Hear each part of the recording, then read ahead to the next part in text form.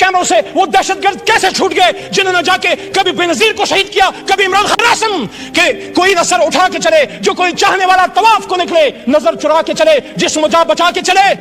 मेरे भाई तातार और छोटा भाई बैठा है। मेरे दोस्तों और मेरे भाइयों, आज से 2 साल पहले 9 अप्रैल की रात जब आप मेरे बहुत से बहन भाई जो वहां बैठे हैं, आप यहां बराजमान थे और मैं हुकूमती बेंचेस पे पीछे शेख साहब के यहां मैं बैठा हुआ था, जो मेरी कुर्सी थी, और मेरे सामने मेरे लीडर की कुर्सी खाली थी। और मुझे ये लगा कि जिस तरह 3.5 साल मैंने अपनी हुकूमत का दिफा किया, जो मेरी ड्यूटी थी, उस रात भी मैंने अपना फर्ज निभाना है। मुझे बहुत से लोगों ने पूछा बाद में पूरे पाकिस्तान में जब मैं गया हूं कि आपको इस तरफ बैठे लोगों से डर नहीं लगा? वो 170-172 थे।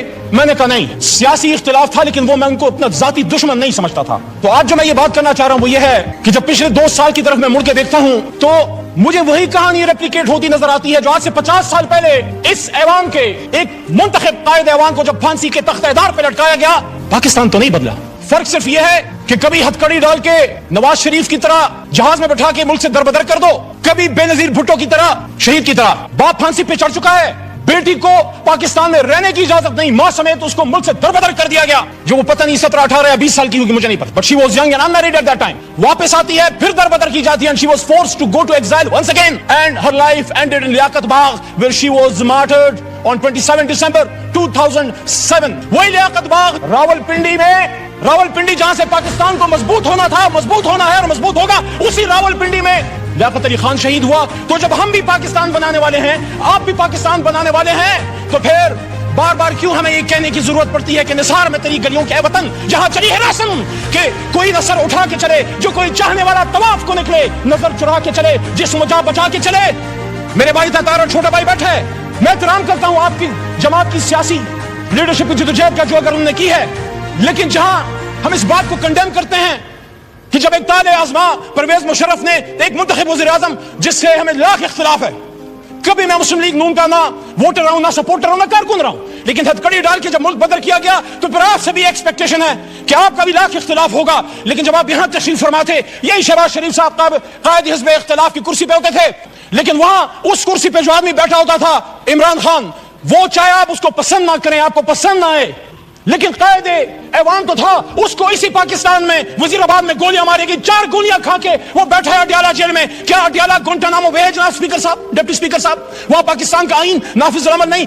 मैं बतौर इस ऐवान के एक मुंतखब मेंबर की जब मैं जेल में था, मैं एक्सपेक्ट करता था कि ये ऐवान इमरान खान के लिए नहीं, अपने एक साबिक कायदे ऐवान के लिए खड़ा होगा। यहां से मुजम्मती करारदादें पास होंगी और यहां वोट को इज्जत दो कि हमारे साथी या बेनजीर भुट्टो और भुट्टो साहब की उनकी अलमनाक जो हादसात हुए हैं, उनके दाई, उनके अमीन खड़े होंगे और वो कंडेम करेंगे और वो डिमांड करेंगे कि पाकिस्तान के एक साबिक वजीर आजम पे जानी हमला किसने किया, ये किसका सिक्योरिटी फेलियर है। वो कैमरे जो जज साहिबान के बेडरूम्स में रख सकते हैं, उन कैमरों से वो दहशतगर्द कैसे छूट गए जिन्होंने जाके कभी बेनजीर को शहीद किया, कभी इमरान खान पे हमला किया। पीछे कायद की तस्वीर लगा के जनाब डिप्टी स्पीकर साहब, पाकिस्तान के मसले हल नहीं होंगे। इसी कायद की तस्वीर को लगा के पाकिस्तान के लोगों के ऊपर बूटों से उनको रोंदा जाता है। कायद आजम ने 1948 में जनाब डिप्टी स्पीकर साहब फरमाया था, और आर्म फोर्सेस को कोटा स्टाफ कॉलेज में जाके बात करते हैं, कायद की बात करें, बताएं इनको जिनको कायद की फरमान और जिनको कायद पसंद नहीं है, जिनको कायद की लीडरशिप के अहकामात पसंद नहीं है, वो फिर अपने लिए कोई और मुल्क जाके ढूंढ ले। पाकिस्तान में रहना है तो कायद की स्टेटमेंट्स, उनके हुक्म पे पाकिस्तान चलेगा। 1948 founder of Pakistan Quaid Azam Mohammad Ali Jinnah staff college says, armed forces को कह रहे हैं, आई होप इसको बीप ना कर दिया जाए, ये कायद आज़म का फरमान है, इमरान खान का नहीं। आपको आदत पड़ गई है बीप करने की। आई वांट टू रिमेंबर आपकी इजाजत say that the executive authority flows from the head of the government, which is the chief executive, which is the prime minister of Pakistan. उसको गवर्नर जनरल होते थे sir. This is the legal position. Do not forget that the armed forces are the servants of the people. मत भूलें कि armed forces पाकिस्तानियों के खिदमत गुजार हैं। You do not make national policy. Armed forces को कह रहे हैं कि आप national policy नहीं बनाते। It is we the civilians. ये civilian leadership, ये जो 25 करोड़ की नुमाइंदा, ये जो गुलदस्ता इधर बैठा है, फॉर्म 47 या 45 पे बाद में आएंगे। इस वक्त ऐवान की बात है, यहां से पॉलिसी बनेगी। मैं नहीं कह रहा, वो कह रहा है। This is the legal position. Do not forget that the armed forces are the servants of the people.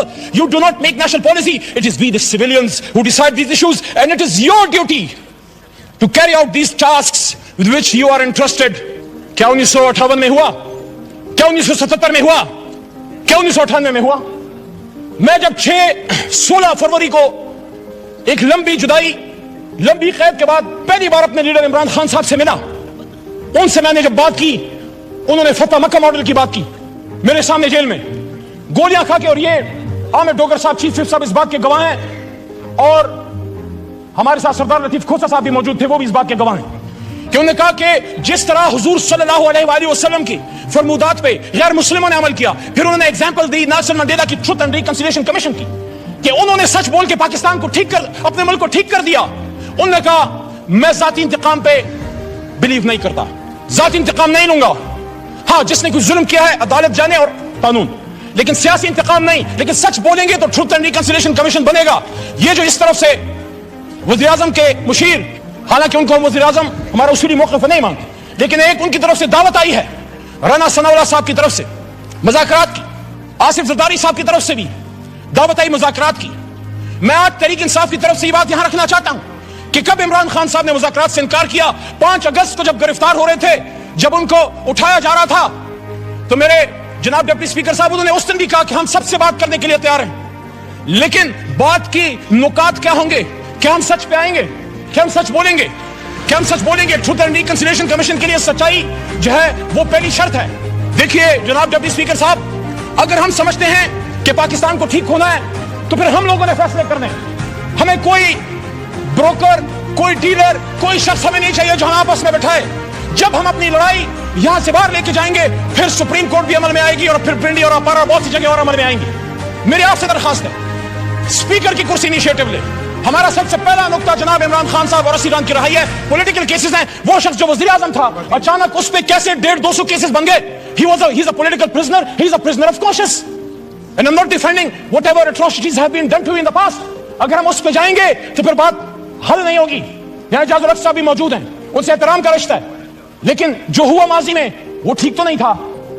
अगर हम यहाँ अपने कर्बनाक और दर्दनाक माजी पे शर्मिंदा नहीं होंगे, सच नहीं बोलेंगे, मुल्क नहीं जाएगा आगे। जिसने माजी में गलत किया हम तो नहीं थे। हम अपने पुरखों की अच्छी बातों को याद करते हैं, गलत बातों को डिफेंड हम ना करें। मेरा दादा पीर मोहम्मद साहब 1927 का मुस्लिम लीगी था उस जमाने में, आज वाला नहीं। पाकिस्तान बनाने की तहरीक में था, उस तहरीक में जेल भी काटी। लेकिन आज मैं समझता हूं कि सच बोलने का वक्त है। जहां मुझे इस पे फख्र है कि तहरीक पाकिस्तान का कारकुन था, जना का साथी था, जेल काटी, पाकिस्तान के लिए तकलीफ उठाई, वहां जब वो फेडरल मिनिस्टर फॉर रेवेन्यू बने, मेरे ख्याल में उनको अयूब खान साहब की कैबिनेट में वजीर नहीं बनना चाहिए था। ज़ियाउल हक साहब शुरा में भी वो थे। आज वक्त है कि सब सच बोले। मैं समझता हूं कि मेरे दादा पीर मोहम्मद खान साहब को मरहूम ज़ियाउल हक साहब की शुरा में नहीं होना चाहिए।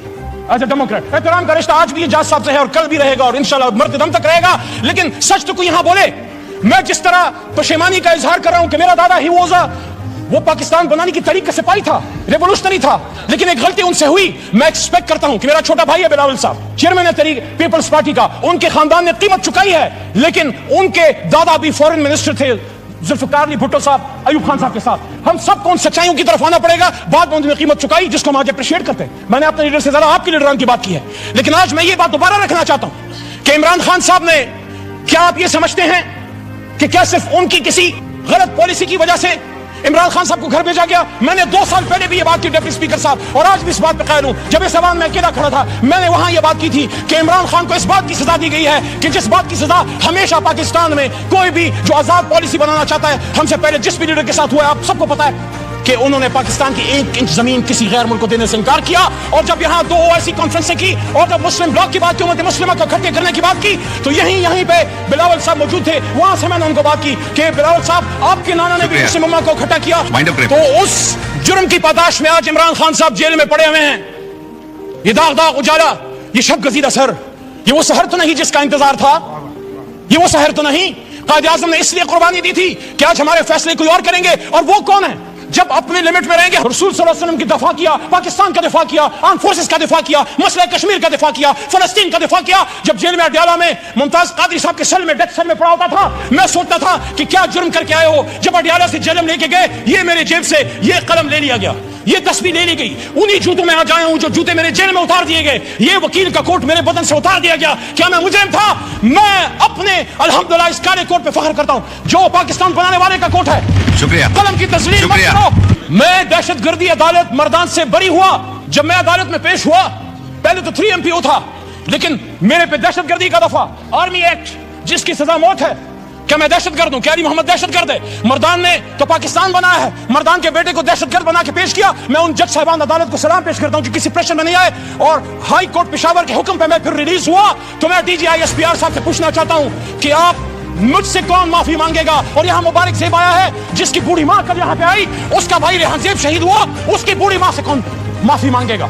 तो माफियों के चक्कर से निकले और आओ बैठते हैं सियासी, आखिरी बात, सियासी जमातें बैठे मसाइल का हल निकालें, वरना यही होता रहेगा।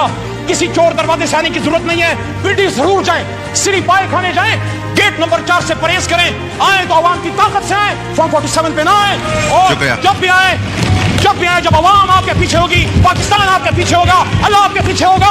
और इसी बात के साथ जो मैंने 2 साल पहले की थी कि वकुल जाल हक व ज़ाक़ल बातिल इन्नल बातिल कान ज़हूक़ा, और कह दीजिए ए मेरे हबीब कि जब हक आता है तो बातिल मिटता है, और बातिल तो है ही मिटने के लिए। पाकिस्तान जिंदाबाद, पाकिस्तान की जमहूरियत जिंदाबाद।